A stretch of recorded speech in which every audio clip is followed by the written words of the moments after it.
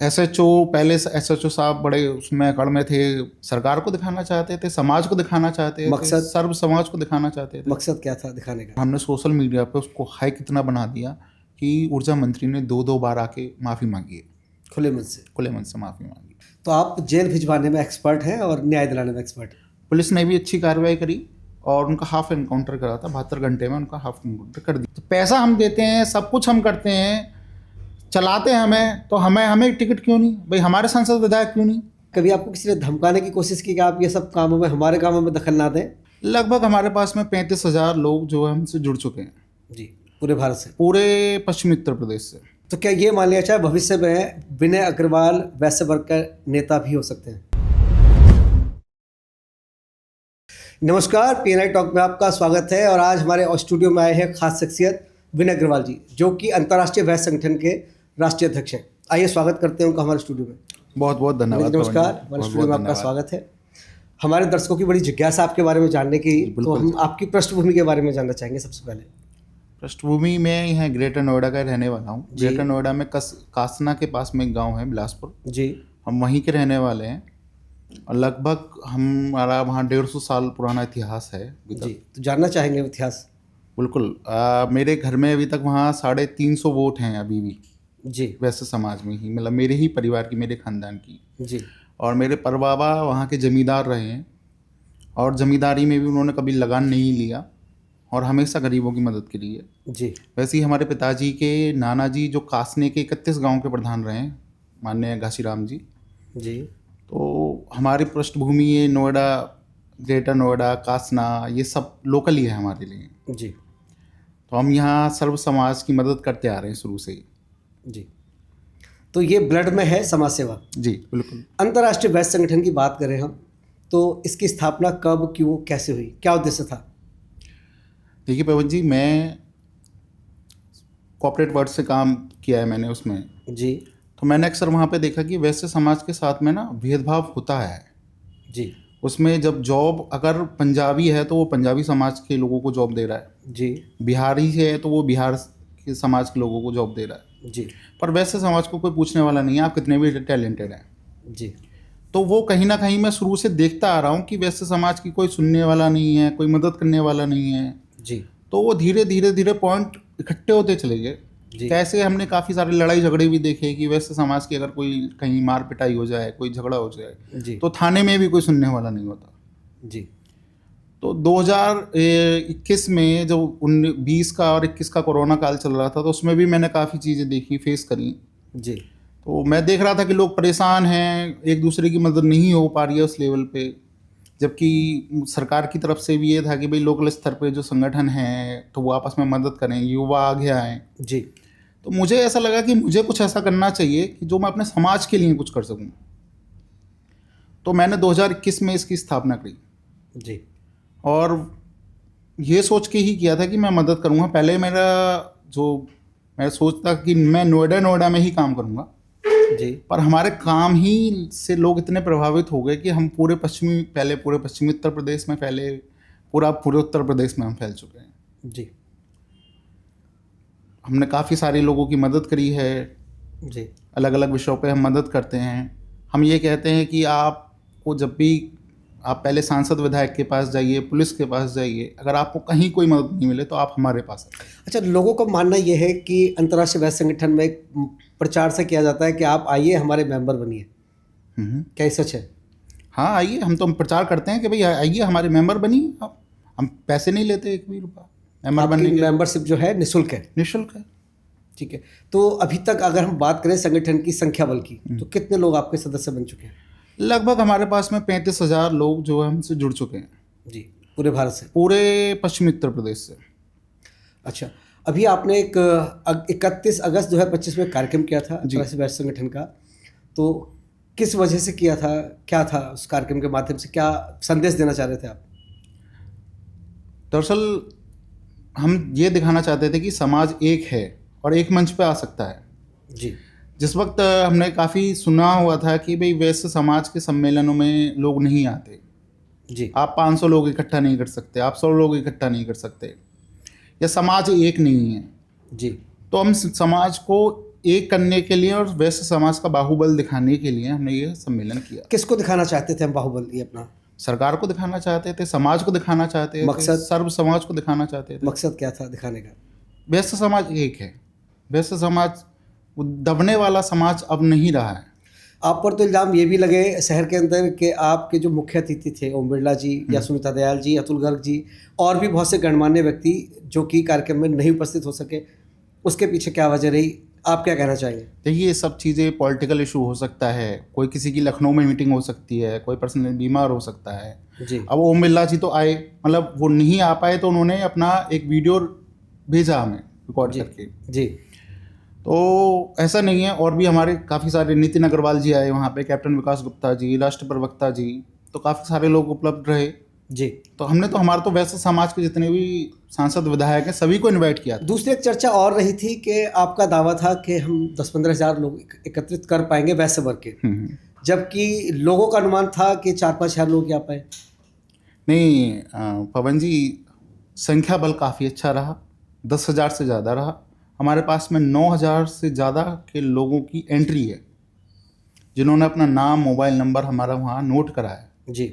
और 5 बजे वो एंट्री बंद हो चुकी थी और उसके 5 से 7 बजे तक भी हज़ारों लोग आए। अगर बात करें पुलिस प्रशासन की, क्योंकि आपने इतना बड़ा कार्यक्रम किया, तो उस कार्यक्रम के लिए परमिशन लेना या कमिश्नर मैडम से आपको संपर्क करना, तो क्या कोई किसी तरीके की समस्या का सामना करना पड़ा? मैं जब तक कमिश्नर मैडम से नहीं मिला था तो मैं सोचता था कि पता नहीं कमिश्नर मैडम कैसी हैं जी, हमारी मदद करेंगी नहीं करेंगी जी। तो जो लोग कहते थे कि भाई मैं कमिश्नर को जानता हूँ, मेरे अच्छे रिलेशन हैं कमिश्नर से जी, या मेरे दोस्त के बहुत अच्छे संबंध हैं, हम मिलवा देंगे, तो हमने 15 दिन तक उनको अप्रोच किया। वो यही कहते रहे कि हाँ हम मिलवाएंगे, हम ले चलेंगे आपको।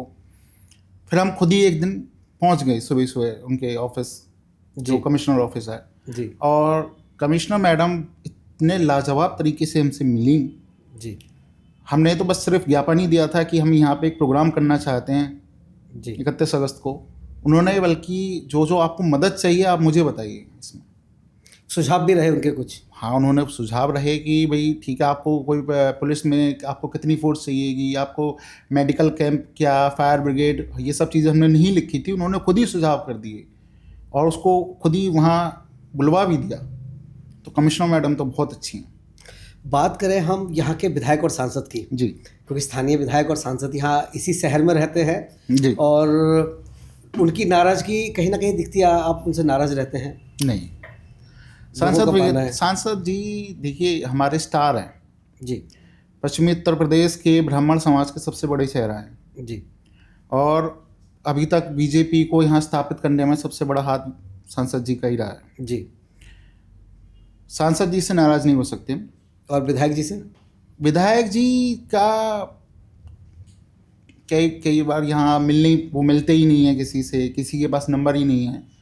अगर मैं महेश शर्मा जी को चाहूँ तो अभी मैं तुरंत उन्हें फ़ोन मिला सकता हूँ जी, पर विधायक साहब को मैं नहीं मिला सकता। क्या वजह है? वजह है तो देखो पूरे शहर को पता है। आप कुछ कहना चाहेंगे इस बारे में? नहीं, इसमें सब पॉलिटिकल चीज़ें हैं, इनमें हम नहीं पढ़ना चाहते, ठीक है। और विधायक तो वैसे समाज का या लोकल ही कोई किसी भी जाति का हो, पर वो लोकल होना चाहिए, मतलब जनता के हित में पहले हो, अपनी जाति में बाद में हो। जी बिल्कुल। तो अगर आप बात करें कि जाति बाद में हो, तो आपने तो वैसे संगठन को खड़ा करा, बाकी समुदाय को तो आपने साथ लिया नहीं, तो कहीं ना कहीं आप भी इसके दोषी हैं? नहीं, हम तो सिर्फ वैसे समाज को एकत्रित करने का काम कर रहे हैं। देखिए आप ग्रेटर नोएडा में जाएंगे तो आपको वहाँ पे जितने भी गुर्जर समाज के जितने भी गांव हैं जी, आपको सब में विनय अग्रवाल को बहुत अच्छे से जानते हैं, बहुत अच्छे से वेलकम है। सभी वर्गों के मदद के लिए आप तैयार हैं? बिल्कुल, हमने ब्राह्मण समाज के लोगों की भी मदद करते हैं। ऐसे कई केस आए हैं जिसमें हमने ब्राह्मण समाज की मदद करी है जी। तो आप ब्राह्मण समाज ले लीजिए, ठाकुर समाज ले लीजिए, एक अन्य बार कोई भी ले लीजिए, सबकी मदद। आपकी एक प्रमुख मांग रहती है कि राजनीति में वैश्य वर्ग की भागीदारी होनी चाहिए जी, टिकट मिलनी चाहिए जी, क्या कहना चाहेंगे? देखिए राजनीतिक भागीदारी तो जरूर होनी चाहिए जी। राजनीतिक भागीदारी में उत्तर प्रदेश में पिछले समय में यहाँ 3 मुख्यमंत्री रहे हैं जी, और आज यहाँ वैश्य समाज के मंत्री बनने के लिए फाइट है। आप मंत्री नहीं बन पा रहे, गिने चुने आपके सांसद विधायक रह गए जी, जिनकी संख्या 30 भी नहीं है। तो ठाकुर समाज इतना खुल के मांगता है, ब्राह्मण समाज इतना खुल के मांगता है, तो आप क्यों नहीं मांग सकते? जी। तो हमें भी मांगना चाहिए, हमारी भी राजनीतिक भागीदारी होनी चाहिए। कमी कहाँ रह जाती है? कमी, हम डरते अपनी हैं बात सामने रखने में या कहीं और कोई दिक्कत है? नहीं, हम अपनी बात रखने में डरते हैं, हम बोलने में डरते हैं।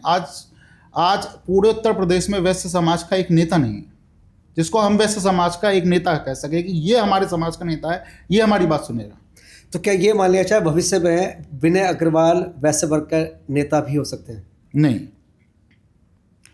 मैं वैसे समाज का नेता, मैं समाज सेवी के रूप में काम करना चाहता हूँ। मैं किसी पार्टी विशेष के या किसी भी सांसद विधायक के उसमें बंद के नहीं रहना चाहता। राजनीति में कितनी रुचि है आपकी? नहीं, रुचि तो मैं पूरा ध्यान रखता हूँ मैं कि कौन सा कहाँ सांसद विधायक है, कौन क्या काम कर रहा है, हर चीज़ पे ध्यान रखता हूँ। तो क्या विनय अग्रवाल को भविष्य में सांसद या विधायक के रूप में देख सकते हैं? नहीं। क्यों? मैं सिर्फ समाज सेवा करना चाहता हूँ। देखिए, अगर मैं किसी भी पार्टी में जुड़ गया या सांसद बन गया या विधायक बन गया तो वो 5 साल के लिए बना मैं। जी। तो दूसरे वर्ग के जो मेरे अपने जो दूसरी पार्टी से जुड़े हुए हैं जी, तो वो नाराज़ हो जाएंगे मेरे से, और मेरा एक एरिया क्राइटेरिया फिक्स हो जाएगा कि मैं सिर्फ नोएडा का, ग्रेटर नोएडा, सिकंदराबाद या कहीं भी बस यहीं का विधायक बन के रह जाऊँगा, क्योंकि मेरे साथ तो पूरा उत्तर प्रदेश जुड़ा हुआ है। जी। पूरे भारतवर्ष में काम करना है। मैं पूरे भारतवर्ष में काम कर रहा हूँ। तो अगर हम बात करें उपलब्धियों की अंतर्राष्ट्रीय वैश्य संगठन की, जी, तो पीछे हमने देखे कुछ आपने केसों के खुलासे किए। जी, जैसे एक बीजेपी के नेता हैं, उन्होंने एक महिला को अपशब्द कहे थे, जी, उसमें आपने कार्रवाई कराई थी, क्या मामला था? वो बीजेपी के नेता थे, उनकी सोसाइटी में कुछ वाद विवाद था, लड़ाई पार्किंग को लेके, गमलों को लेके। जी। तो उन्होंने गाली गलौज करी थी महिला से। जी। तो उस विषय को लेके हमने उठाया था काफ़ी, और तुरंत ही पूरा गौतम बुद्ध नगर उस दिन यहाँ आ गया था, नोएडा रेखा भवन पे। जी। हमने कमिश्नर साहब को यहाँ पे हमने घेराव किया था, और हमने उसकी जो वीडियो थी वो हमने अमित शाह जी तक पहुँचवाई थी। जी। जिसकी वजह से उनके पास महेश शर्मा जी के पास में फ़ोन आया अमित शाह जी का, जी। और उस पर इतना एक्शन हुआ कि धारा बढ़ी और 72 दिन की जेल हुई। 72 दिन की जेल हुई। जी, बहुत बढ़िया रहा आपने, क्योंकि एक न्याय दिलाया किसी महिला को, तो ये अपने आप में बड़ी बात है। जी, विनय जी, पिलखवा में एक मामला देखने को मिला था, 26 साल के एक बच्चे के साथ उसके ऊपर गोली चली थी। जी, दुकान का लूट का मामला था। जी। उसके पिता भी जख्मी हुए थे, वो क्या मामला था? पवन जी, वहाँ पे बदमाश आए थे उस दुकान को लूटने के लिए। जी। 26 साल का युवा था, वो थोड़ा गर्म हो गया, अपने जोश में आ गया कि उसने दुकान लूटते हुए देखा तो उस पर रहा नहीं गया। जी। तो वो बोल पड़ा, तो बदमाश ने उसको गोली मार दी। जी। और वहाँ ना लोकल समाज खड़ा हुआ था, ना पुलिस, ना ही सांसद विधायक। जी। पिलखवा से हमें फ़ोन आया, भैया ऐसी ऐसी स्थिति है, और हमारी कोई नहीं सुनवाई कर रहा। जी। तो हम अपनी पूरी टीम के साथ वहाँ पहुँचे, पूरे समाज को इकट्ठा किया, उनको समझाया कि आज इनके साथ हुआ है, कल को आपके साथ भी हो सकता है। जी। हमने पूरा हापुड़ पिलखवा बंद कराया। जी। और पुलिस को वहाँ पे हमने पूरा 72 घंटे का, और उसमें 48 घंटे का हमने शायद अल्टीमेटम दिया था। जी। कि इसमें आपको एक्शन लेना पड़ेगा, नहीं तो यहाँ पे पूरा धरना प्रदर्शन होगा। ठीक है।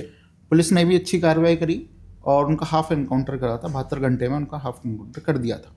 ये भी आपकी एक बड़ी उपलब्धि है कि आपने न्याय दिलाया और 72 घंटे में एनकाउंटर हुआ। जी, अपराधियों को सजा मिली। बिल्कुल। विनय जी, बिलासपुर में एक वैभव हत्याकांड भी बड़ा सुर्खियों में रहा था, उसमें आपकी भागीदारी थी, आपने न्याय दिलाया था, वो क्या मामला था? सर, एक 16 साल का बच्चा गायब हो गया था। जी। जिसकी लगभग 1 हफ्ते तक काफ़ी तलाश चली, उसके ऊपर खूब धरना प्रदर्शन चला। जी। सबसे बड़ा दुख इस बात का है कि वहाँ कोई सांसद, विधायक, कोई लोकल प्रतिनिधि या वैश्य समाज का कोई भी प्रतिनिधि नहीं पहुँचा। जी। ना ही कोई पुलिस कार्रवाई हो रही थी। पुलिस गोल मटोल जवाब दे रही थी कि हम ढूंढ रहे हैं, हम कर रहे हैं। 16 साल का बच्चा गायब हो गया, क्या 1 हफ्ते तक पता ही नहीं चलेगी। जी। जब ज़्यादा ही विषय उठ गया तो हम लखनऊ पहुँचे। लखनऊ में नीरज बोरा जी हैं, नीरज बोरा जी को हमने ज्ञापन दिलवाया योगी सरकार को। तो इन्होंने चलती विधानसभा में योगी जी को ज्ञापन दिया जिसके चलते बच्चे को 48 घंटे में उसकी बॉडी को रिकवर कर लिया गया जी। और उसका पूरा केस का खुलासा हुआ, और जिन्होंने मारा था वो सब जेल में, सारे के सारे जेल में। विनय जी, नोएडा का मामला था सेक्टर 62 का, जहाँ की सरोज नाम के एक व्यक्ति थे जो कि खाने का काम करते थे जी। उनके साथ लोकल लोगों द्वारा कुछ बदतमीजी की गई थी, अभद्रता की गई थी, उसमें भी आपका इन्वॉल्वमेंट देखने को मिला जी। तो क्या वजह थी, क्या कार्यक्रम था, कैसे हुआ ये सब? वहाँ से कुछ लोकल लोग थे जिन्होंने शराब पी के रात को 11-12 बजे वहाँ पे मार पिटाई कर दी, और उनका अगले दिन मुझ पर फ़ोन आया कि भैया ऐसे ऐसे हो गया है जी। और हमारी कोई मदद नहीं कर रहा है, क्योंकि हम बिहार से आए हुए हैं, वैसे समाज से हैं, तो हम यहाँ जानते भी नहीं किसी को जी। तो हमारी कहीं सुनवाई भी नहीं हो रही है। तो हम अपनी पूरी टीम के साथ वहाँ पहुँचे जी। और हमने वहाँ पे FIR कराई, और उन लोगों को जिन्होंने मार पिटाई करी थी उनको सबको जेल भिजवाया। तो आप जेल भिजवाने में एक्सपर्ट हैं और न्याय दिलाने में एक्सपर्ट हैं? नहीं, जेल भिजवाने में नहीं, हम तो बस सिर्फ न्याय की बात करते हैं जी। न्याय मिलना चाहिए। मतलब किसी भी को व्यक्ति को अगर कोई भी अन्याय हो पीड़ित रहा है, व्यक्ति है, पीड़ित व्यक्ति को हमेशा न्याय दिलाने का काम हम करते हैं। अंतर्राष्ट्रीय वैश्य संगठन उनके साथ खड़ा है? बिल्कुल, पूरी टीम समाज के साथ खड़ी है। अगर आप यहाँ पे कोई भी घटना होती है पूरे पश्चिमी उत्तर प्रदेश में वैसे समाज के साथ में, जी। तो 100, 200, 500, 1000, 2000 आदमी तुरंत इकट्ठा हो जाएगा। संख्या बल दिखा के हम अपना काम करा सकते हैं? नहीं, संख्या बल की बात नहीं है, बात है सच्चाई रखने की। जी। हम किसी पे दबाव थोड़ी ना बना रहे हैं, हम किसी को धमका थोड़ी ना रहे हैं। जी। हम तो सच्चाई की बात कर रहे हैं कि आप सच पे काम कीजिए ना। अगर हम गलत है तो हमें जेल भेजिए। मतलब हमारा मकसद है पीड़ित को न्याय मिलना चाहिए। न्याय मिलना चाहिए।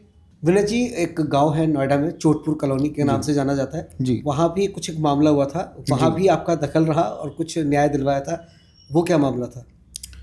पवन जी, वहाँ पे वैसे समाज के बिहार से कुछ लोग आके रह रहे थे जी।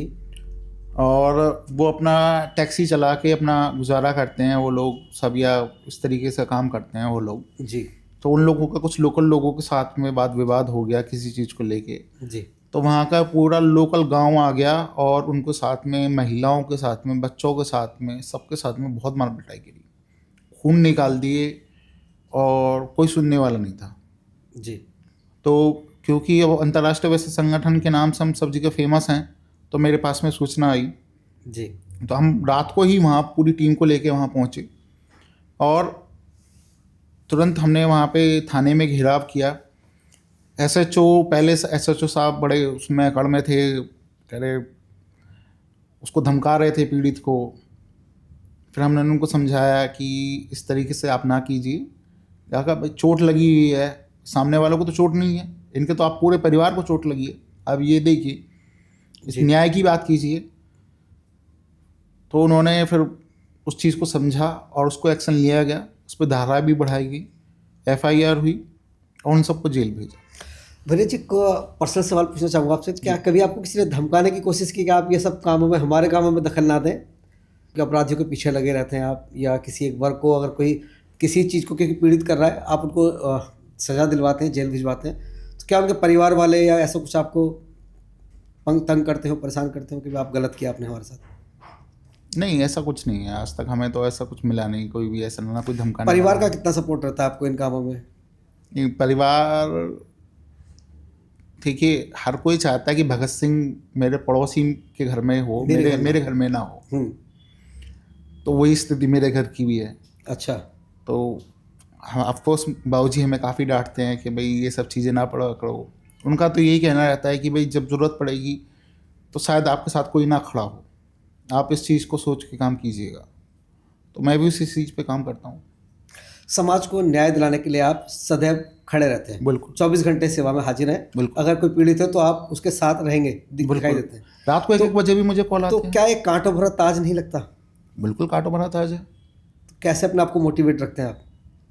हमने तो सोच लिया कि सर ज़िंदगी अब 20-30 साल और जीना है, जितना भी जीना है, जो भी हमारी लाइफ है जी, तो समाज सेवा में हम बिताएंगे। हम लोगों की मदद करके जीना चाहते हैं, अपने आप को उसमें हमें संतुष्टि मिलती है कि अगर हमने किसी भी व्यक्ति को हमारी तरफ से उसको उसका काम में भला हो गया, उसकी मदद हो गई, तो हमारा संतुष्टि है, मतलब हमें संतुष्टि है कि भाई ठीक है, भाई काम हो गया इसका। जी, समाज सेवा के लिए पैसों की भी ज़रूरत होती है, समय तो देना ही पड़ता है, लेकिन कहीं ना कहीं पैसे भी खर्च होते हैं, वो कैसे मैनेज करते हैं? देखिए, मैं भी काम करता हूँ, ऐसा नहीं है, व्यापार करता हूँ, तो उस व्यापार में से निकाल कर मैं अपना ये सब संगठन में लगाता हूँ। तो ये सिलसिला कब तक चलता रहेगा? जब तक चल रहा है चलता रहेगा। हम अंतर्राष्ट्रीय वैश्य संगठन की बात करें, भविष्य में हम इसको कहाँ देखते हैं? भविष्य में ये एक बहुत बड़ा संगठन हो चुका होगा जी। जो आज छोटे छोटे संगठन पूरे उत्तर प्रदेश में चल रहे हैं जी। या पूरे हिंदुस्तान में चल रहे हैं, सब इसमें विलय होंगे। सारे के सारे संगठन इसमें विलय होंगे? बिल्कुल विलय होंगे। भविष्य की योजनाएं क्या है, क्या करना चाह रहे हैं? और भविष्य में समाज को हम एक राजनीतिक भागीदारी पे हमारा सबसे ज़्यादा फोकस है कि वैश्य समाज में राजनीतिक भागीदारी जरूर हो। जी। अब हमने पिछले कुछ समय में ये सवाल उठाए थे, हम पिछले 2-3 साल से हमने वॉच किया है कि आप देखेंगे कि राजस्थान पूरा ब्राह्मण समाज को दे दिया गया। जी। आपके उप मुख्यमंत्री आप पूरे हिंदुस्तान में देखेंगे जहाँ जहाँ बीजेपी सरकार है, या तो वहाँ पे ब्राह्मण समाज का मुख्यमंत्री है या उप मुख्यमंत्री है। उप मुख्यमंत्री तो ब्राह्मण समाज का जरूर ही है। और ब्राह्मण समाज ने हर पार्टी में अपनी पकड़ बना रखी है, चाहे वो समाजवादी है, बसपा है, कांग्रेस है, सब में बना रखी है। तो हम वैसे समाज को वैसे ही मोटिवेट करते हैं कि आप भी हर पार्टी में जाइए, सिर्फ एक पार्टी के बंधुआन मत बनिए। आज उत्तर प्रदेश में आप देखेंगे कि उत्तर प्रदेश में वैश्य समाज का नेतृत्व खत्म है, गौतम बुद्ध नगर में ही खत्म है। बात करें नेतृत्व की तो 2027 में यूपी में चुनाव होने हैं जी। तो अंतर्राष्ट्रीय वैश्य संगठन कितनी सीटों पर अपने वैश्य वर्ग के लिए टिकट मांग करेगी? हम तो ज़्यादा से ज़्यादा सीटों पे अपना उत्तर प्रदेश में विधायकों के लिए हम टिकट मांगे। अगर टिकट नहीं मिलती है तो क्या कोई आंदोलन होगा या इंडिपेंडेंट खड़े करे जाएंगे कैंडिडेट? विरोध होगा, विरोध होगा, जरूर विरोध होगा। क्योंकि अगर बीजेपी टिकट नहीं देगी तो जहाँ समाजवादी टिकट देगी हम उनको सपोर्ट करेंगे, या कोई और पार्टी देगी हम उनको सपोर्ट करेंगे। मकसद है वैश्य वर्ग को टिकट मिलनी चाहिए, वैश्य वर्ग को उसका राजनीति में भागीदारी सुनिश्चित होनी चाहिए। बिल्कुल होनी चाहिए। जब पैसा ही हम देते हैं, आज कांग्रेस हो, समाजवादी हो, समाजवादी के संस्थापक कौन थे? लोहिया जी। तो वैसे समाज ही तो सब कुछ कर रहा है। तो पैसा हम देते हैं, सब कुछ हम करते हैं, चलाते हैं हमें, तो हमें टिकट क्यों नहीं भाई? हमारे सांसद विधायक क्यों नहीं? विनय जी, आप वैश्य वर्ग की बात करते हैं, मदद करने की बात करते हैं, उनको न्याय दिलाने की बात करते हैं, तो एक ऊर्जा मंत्री थे के शर्मा जी, उन्होंने कुछ अपशब्द कहे थे वैश्य वर्ग को लेकर। बिल्कुल। तो आपकी क्या प्रतिक्रिया रही थी और आपने क्या किया उसमें? नहीं, हमने पुरजोर विरोध किया था और हमारे पूरे पश्चिमी उत्तर प्रदेश में जितने भी कस्बे हैं सब में ज्ञापन दिए गए। जी। डीएम को, एसडीएम को, सबको ज्ञापन, सबने ज्ञापन दिए हर कस्बे से जी। और हमने सोशल मीडिया पे उसको हाई कितना बना दिया कि ऊर्जा मंत्री ने 2-2 बार आके माफ़ी मांगी है, खुले मन से माफ़ी मांगी है। विनय जी, एक और सवाल जी, आपका वैश्य वर्ग को लेकर क्या एजेंडा है? वैश्य वर्ग को लेके हमारा साफ एजेंडा है कि हम 380 उपजातियों को एक साथ लेके चलना चाहते हैं। वैश्य वर्ग में तो 18 नहीं, वो अग्रवाल, सिर्फ अग्रवाल में है जी। जो अग्रवाल समाज है उसके 18 गोत्र हैं, बाकी 380 उपजातियां हैं, जैसे खंडेलवाल है, पोरवाल है जी। तो अलग अलग जातियां हैं जी, अलग अलग उपजातियां हैं। तो 380 उपजातियों को हम साथ लेके चल रहे हैं। ठीक है, हम सबको एकत्रित कर रहे हैं, एक मंच पे लेके आ रहे हैं। हमारा एक मकसद है, रोटी बेटी दीजिए, अब आप उसमें आदान प्रदान कीजिए, एक दूसरे की मदद कीजिए जी। तो आप जो पहले ही कहते कि नहीं पोरवाल में ही शादी करेगा, खंडेलवाल में ही शादी करेगा, अग्रवाल में ही शादी करेगा, तो इस चीज़ को आप बंद कीजिए। तो कैसे जागरूक कर रहे हैं इसके लिए आप? सर, वो हमने 31 अगस्त को जो हमारा सम्मेलन मैं सोचा था वो इसी बेस पे था कि 380 उपजातियों को हमें एक साथ लेके चलना है जी। और उसमें सारी उपजातियों ने भाग भी लिया। साहू समाज ने बहुत बढ़ चढ़ के भाग लिया, पोरवाल समाज ने काफ़ी बढ़ चढ़ के भाग लिया, ऐसी कई सारी स्तोगी हैं, खंडेलवाल हैं, सबने साथ दिया पूरा। जब इतना सक्सेस है, जब 10 से 15 हज़ार लोग हमारे वैसे इस सम्मेलन में आ पाए।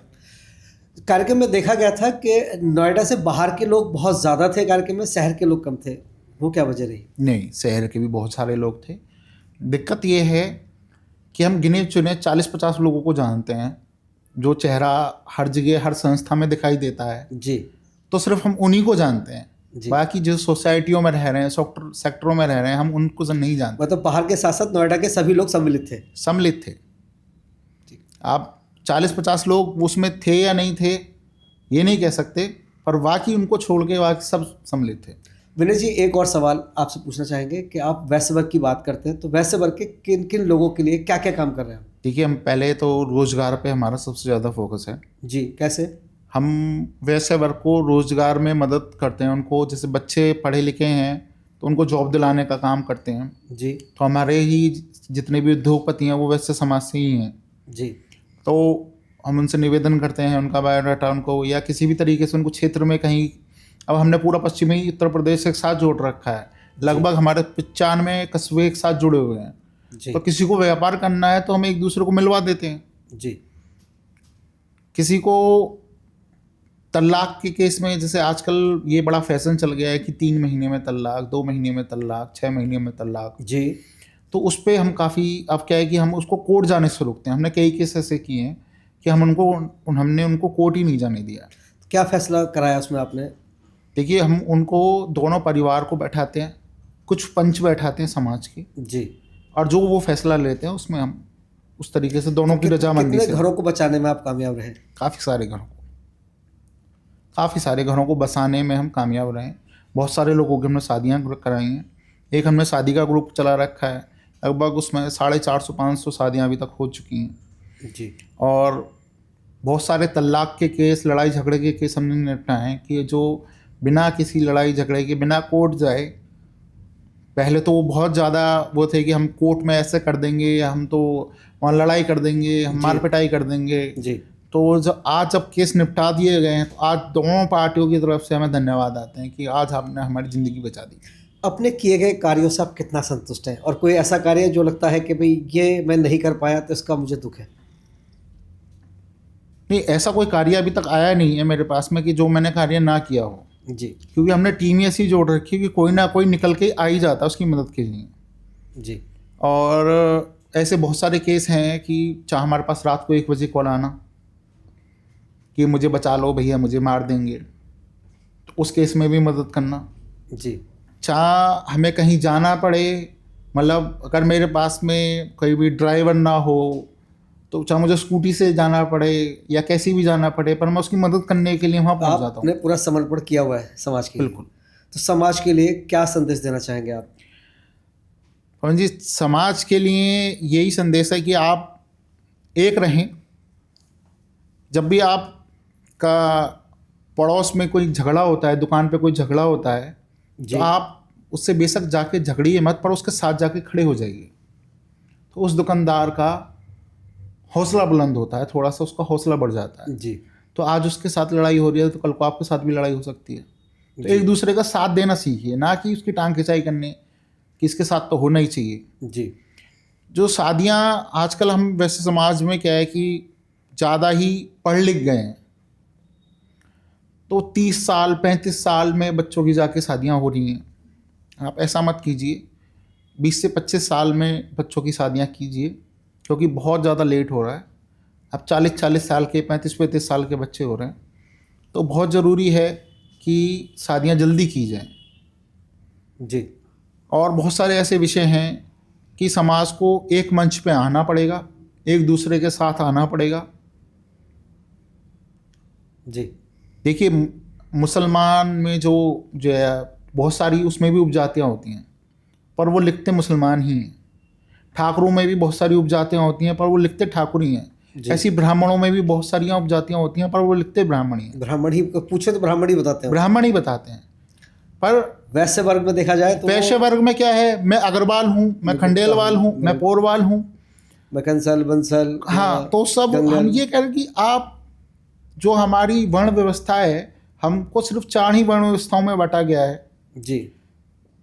भाई, आपको ठाकुर, ब्राह्मण, क्षत्रिय, शूद्र, वैश्य, 4 ही उसमें बांटा गया है। जी। तो जब वैश्य ही बताया गया है तो आप सिर्फ वैश्य बनिए ना।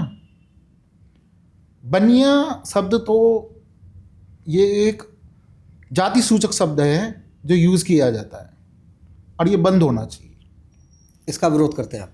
इसका विरोध करता हूँ।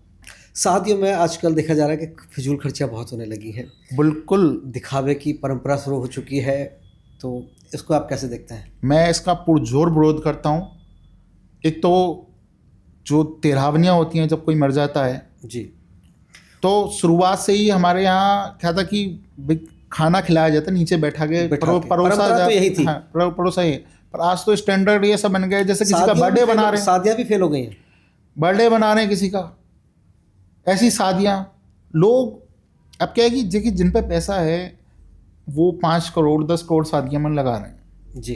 जो मध्यम वर्गीय है वो पिसता है जी, वो कर्जा लेता है अपनी इज्जत बचाने के लिए, वो शादियों में लगाता है, फिर साल से साल उस कर्जे को मिटाने में लगा रहता है जी।